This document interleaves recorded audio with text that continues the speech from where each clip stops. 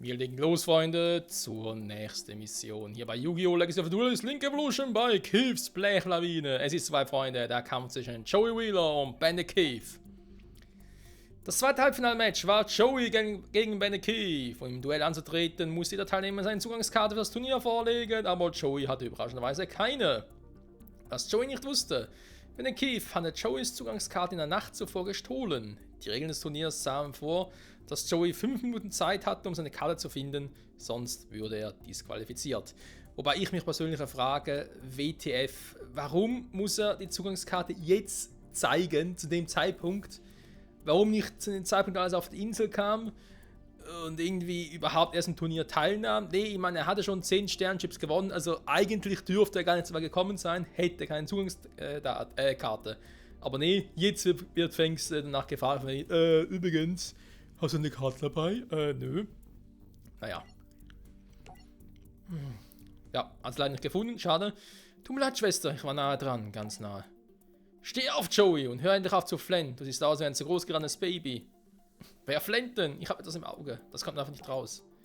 Mai gab mir ein Taschentuch. Hier, aber putze damit nicht die Nase, ja? Weißt du, jedes Mal, wenn ich denke, hätte ich durchschaut, überrascht du mich. Hm? Thea hat mir von deiner kleinen Schwester erzählt, dass du dich duellierst, um das Preisgeld des Turniers für sie zu gewinnen, damit sie ihre Operation bekommt. Klang wie eine schlechte Seifenoper, um ehrlich zu sein, aber im Grunde mögen wir doch schlechte Seifenopern, oder? Wie auch immer. Wir sehen uns, Süßer. Als Mai ging, bemerkte Joey, dass sie ihre Zugangskarte für das Turnier im Taschentuch versteckt hatte. Die natürlich nicht personenbezogen ist oder so. Nee, da kann einfach jedem eine geben, gar kein Thema. So. Also, Joey hat die Karte von Mai bekommen, sehr gut. Und jetzt bei Nick Keith. Der Whisker ist also gekommen, uns schlechte Nachrichten zu bringen, oder? Lass mich ran, du kannst die Karte nirgends finden, wa? Wovon redest du? Ich hab sie doch hier. Also gut, Keith, Zeit für unser Duell.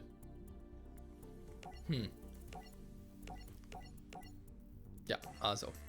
Das Duell zwischen Joey und Bandit Keith wird Zeit, da Bandit Keith gehörig die Leviten zu lesen. Joey auf dem Deck hat ein bisschen an Speed gewonnen.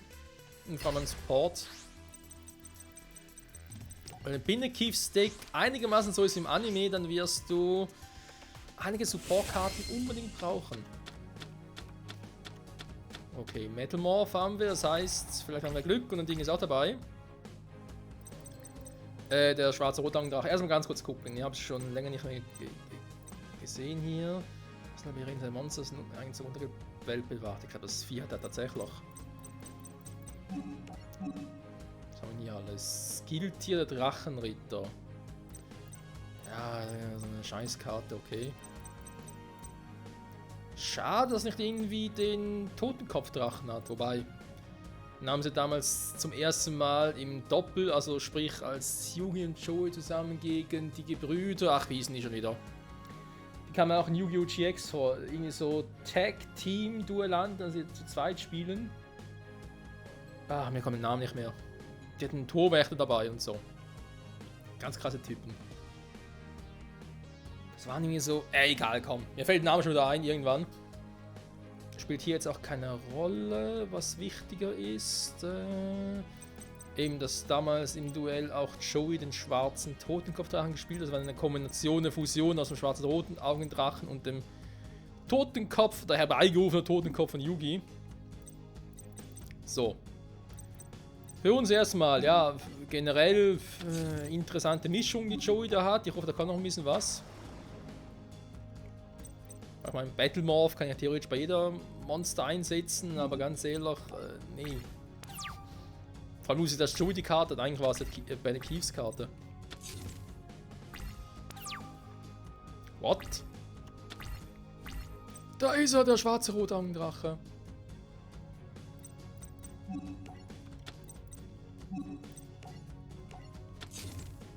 So, ich mach's mal anders. So, mit Waldsauger übrigens mit dem Controller. Einfach mal zum Gucken, wie es so ist. Momentan fühlt es sich ziemlich gut an. Was macht Keith da?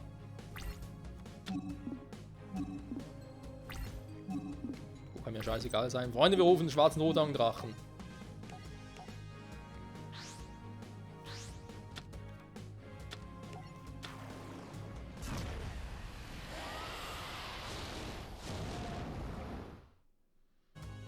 geile Animation, so liebe ich das. Okay, nichts passiert. Vielleicht hätte Keith irgendwie, ja, eine Karte oder so.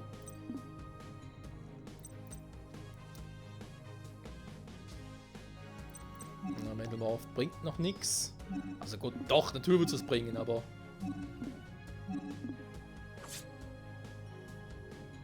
Hä? Was macht der Alte? Was hat der für Karten? Haben wir da die Exodia oder was ist los? Ja gut, wenn er nicht will...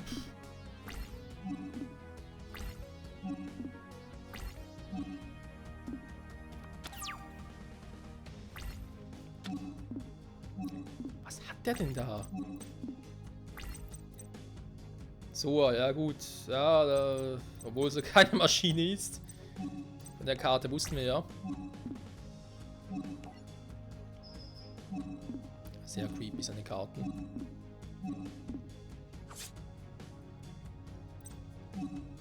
So. Wir können gespannt sein, Freunde. Ich frage mich, ob Joey auch die Zauberkarte für den schwarzen Rotaugendrachen im Deck hat.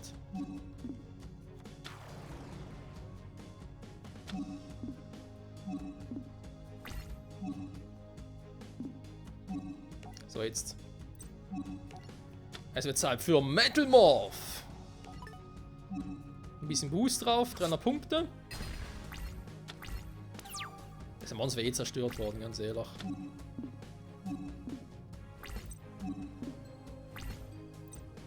Vor allem, was soll ich jetzt eigentlich noch aktivieren, hä? Ja, von der Karte kann ich... Ja gut, ich könnte durch den theoretisch noch spielen, ja.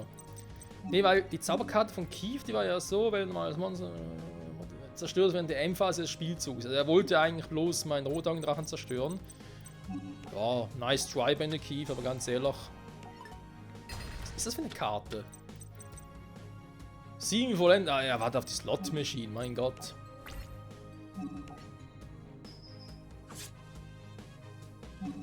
So, Keith ist gleich vorbei. Ich würde gerne mal wissen, was er noch so drauf hat. Also komm schon, da kann jetzt schon das Duell gewesen sein. Oha. Jetzt legt... Die Scheiße gerade verdeckt gespielt. Was ist los mit dem Al... Okay, wisst ihr was, Freunde? Ich will wissen, was er drauf hat. Weil ich will so nicht diese geschichtsträchtigen Duelle gewinnen. Ich will ein bisschen sehen, was die Gegner drauf haben. Das ist sonst lame.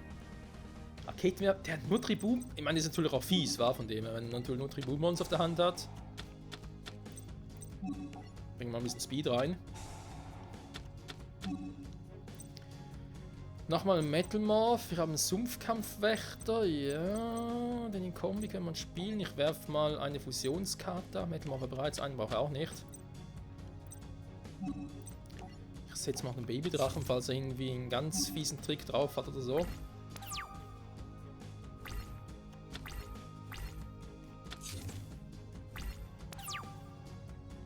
Der muss die dämlichste Hand auf der Welt haben.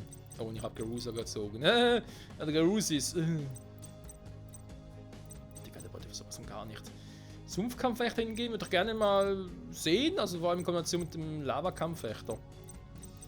Bei Stufe 5, ich meine Stufe 5 Monster, die man nicht so einfach beschwören kann, nutzt sowieso keiner. Da freue ich mich schon auf GX, vor allem mit dem Cyberdrachen. Das wäre geil. Das war immer sehr viel Spaß, den zu rufen. Achso, da ist die Karte. Mit der Fusion haben wir das Monster schon auf dem Friedhof. Die Werte des Labyrinths, okay.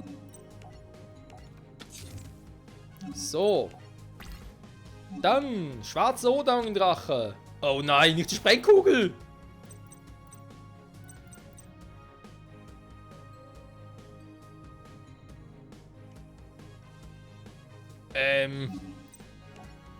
Tut mir leid, Rotauge, das lief jetzt anders als geplant. Fuck, und ich kann nichts rufen. Nein! Nee, das Monster später spielen soll. Oh, Scheibenkleister. Sag mal, ja gut, er will auch Speed in sein Deck reinbringen, verstehe ich. Er will sie auch ein bisschen ausdünnen jetzt, aber... Oh, das wird wehtun. Aua! Schlachtkriege. Jetzt gleich auch in die Schlacht, wenn es weitergeht.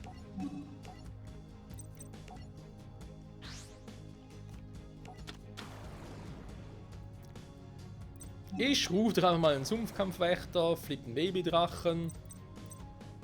Ich kann ja mal noch hier die Fallenkarte spielen, vor allem meines Lebens. Ihr wollt mir doch nicht erzählen, dass Benekeith keine vernünftigen Kartendeck hat, die er spielen kann. Ich warte mal, wa? Ah, die freundliche Wohltat, noch eine. Sehr schön. Nachher kann ich gebrauchen. Baby, dann haben wir schon auf dem Feld für eine Fusion. Ja, rein theoretisch. Ein Conquerus ist weg. Schlachtkämpfer kann auch zu scheiße. Und auch weg. So.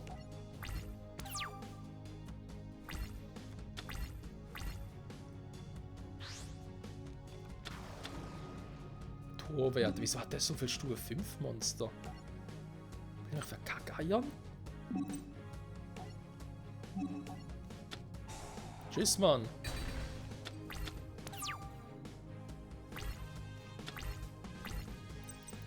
Ja, komm, wenn ich schon mal die Möglichkeit habe. Fusionsbeschwörung.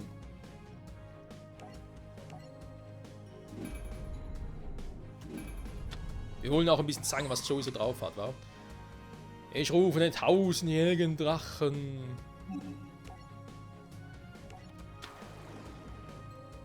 So, denke mal die extra Feldzone belegen.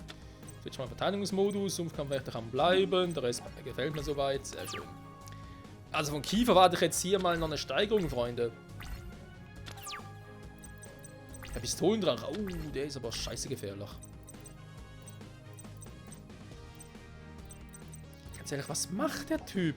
So, ist jetzt eine Karte verdeckt.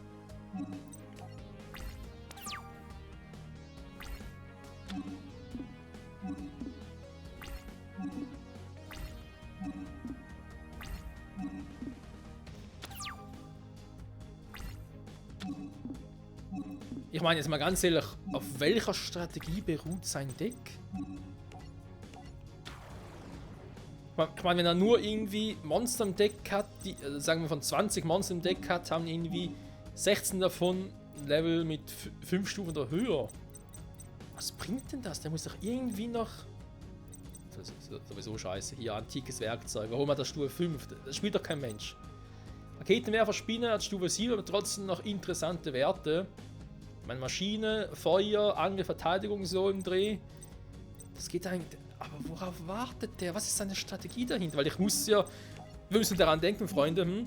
Hier in dieser Kampagne können wir auch mit dem anderen Charakter spielen. Das will ich am Schluss noch machen. Wenn ich irgendwann einmal mit Benekeith spiele gegen Joey, muss ich wissen, worauf sein Prinzip beruht. Weil sonst muss ich es live herausfinden. Das ist ein bisschen doof. Aber ich muss auch sagen, da habe ich keinen Plan, was das sein soll. So, sonst mal beide Kampfwächter auf dem Feld. Supporten sich ja gegenseitig schön, das gefällt mir. Schwertschwinger, ey, 1450 Angriffspunkte, 1500 Verteidigungspunkte, Stufe 5 Monster. Alter. Was die Entwickler der Film damals für Ideen hatten. Ich weiß gar nicht mehr, ich glaube, es war ja so damals im Anime, also dem Zeitpunkt, wo jetzt das Turnier hier stattfindet, war es so, dass man ja, egal wie viele Stufen Monster hat, du konntest sie immer rufen. Also egal ob Stufe 4, Stufe 6, Stufe 8, du musstest keine Monster opfern dafür, war keine Tributbeschwörung notwendig. Das kam eher später. Soweit so gut, aber im Real Life, im Trading Card Game, waren es trotzdem dieselben Regeln, die wir hier auch hatten, also mit Tributbeschwörung. Die gab es damals auch. Oh, Joey hat offenbar drei Rotaugendrachen im Deck. Das glaube ich sind jetzt erst im zweiten, aber es sind schon 3.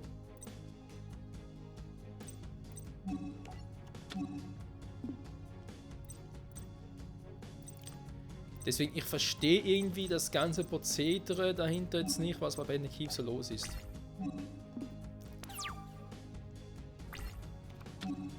Dafür war es natürlich damals also im Anime war es so, dass, natürlich denkt man sich so von wegen, hey, der konnte jedes Monster rufen, egal wie viele Stufen, der ist doch voll overpowered. Aber es war dafür im Gegensatz so, dass man seinen Gegner nicht direkt angreifen konnte, solange er zumindest ein Monster im Zug gespielt hat. Also sprich, als Beispiel, ich spiele jetzt eine Karte, ein Monster, und der Gegner hat irgendwie 4 Monster. So, jetzt zerstört er mein Monster, darf ich aber trotzdem nicht direkt angreifen, obwohl ich keine Monster mehr auf dem Feld habe. Er hätte mich angreifen dürfen, hätte ich kein Monster mehr gespielt in diesem Zug. Aber das war ein bisschen eine seltsame Regel.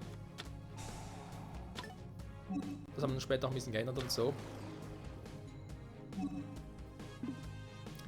Da spielt endlich mal was einigermaßen Vernünftiges.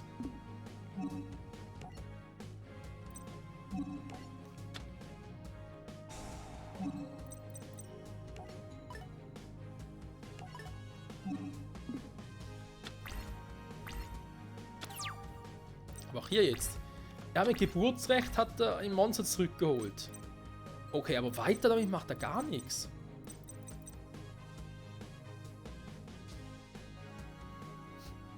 Ja, nachher können wir jetzt spielen.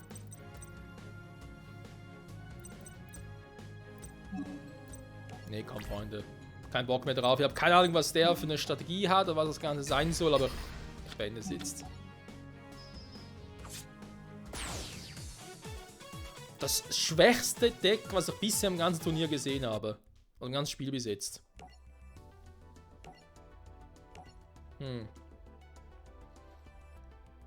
Ja, stimmt, Keith, wie konntest du wissen, dass es nicht meine Karte war? Ich bin ganz so. Also, warum erklärst du es nicht? Das muss er nicht. Es ist klar, dass Keith Joeys Karte gestohlen hat. Deshalb war er sich so sicher, dass du sie nicht finden würdest. Bring den Schuft weg. Weit weg. Nein! Gut, das war manchmal auch ein bisschen anders. Noch ein bisschen epischer. Ja, die Signaturkarte, Slot Machine und Spielautomat. Ja, aber hat er sonst keine Karte, hätte er sonst ein Monster rufen sollen? Alter. Egal, wir legen dann ganz kurz los mit dem Finale von dem her. Beste Freunde, harter Gegner. Yugi gegen Joey. So, die Zeit ist nun gekommen für das Finale des Turniers. Joey gegen Yugi. Beste Freunde, jeder duellierte sich für eine gute Sache. Ich muss das Duell für meine Schwester Wendy gewinnen. Ich muss das Duell für meinen Großvater gewinnen. Yugi, ich hoffe, du hast keine Bedenken, dich mit mir zu duellieren. Es tut mir leid, Joey, aber ich weiß nicht, ob ich das tun kann. Reiß dich zusammen, Yugi. Du hast selbst gesagt, wenn wir gegeneinander antreten müssen, spielen wir einfach unser bestes und ehrenhaftes Duell. Das ist die einzige Möglichkeit, wirklich herauszufinden, wer von uns am besten darauf vorbereitet ist, im Final Match gegen Pegasus anzutreten. Also, lass uns das Duell austragen. Okay, vielleicht hat Joey recht. Es mag mir nicht gefallen, aber wenn wir Pegasus schlagen wollen, müssen wir es einfach tun. Was meinst du, Yugi? Lass uns das durchziehen. Also gut, Joey. Zeit für ein Duell. Das wollte ich hören. Was? AV-Veränderer. Ändrer. Hä?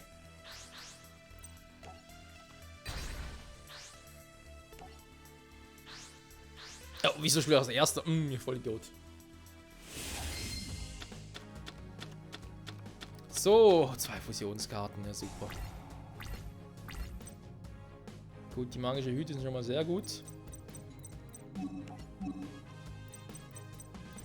Und der schwarze Totenkopfdrache. Diese Karte wird immer als Erzunterwälder-Karte behandelt. Sehr schön. Bei Ufer Totenkopf, roter schwarzer Drache. Ja, aber ich habe gar keinen. Sein Drache fehlt mir. Ja, wenn natürlich irgendwie spielen, ihn auf die Seite holen können. Das wäre mal geil, was? Sein Monster zu spielen. Okay, warte mal.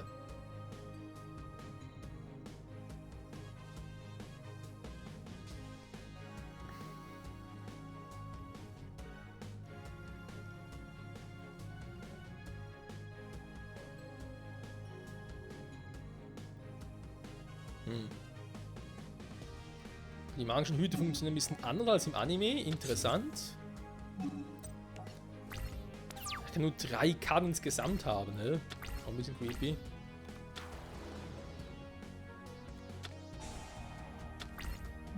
Bringt dir jetzt nicht so viel, Kumpel.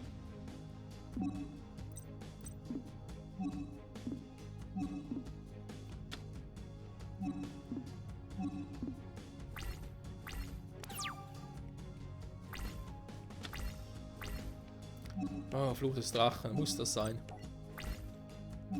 Elfenschwerkämpfer, greif ihn an.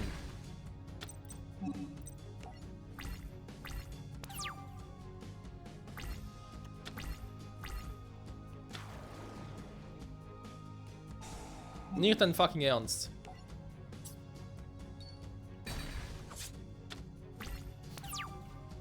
Was, ewige Flamme? Hä? Okay. Noch ein schwarzer Magier. Was ist los mit euch, Jungs? Die größten Kackdecks, die man sich überhaupt vorstellen kann.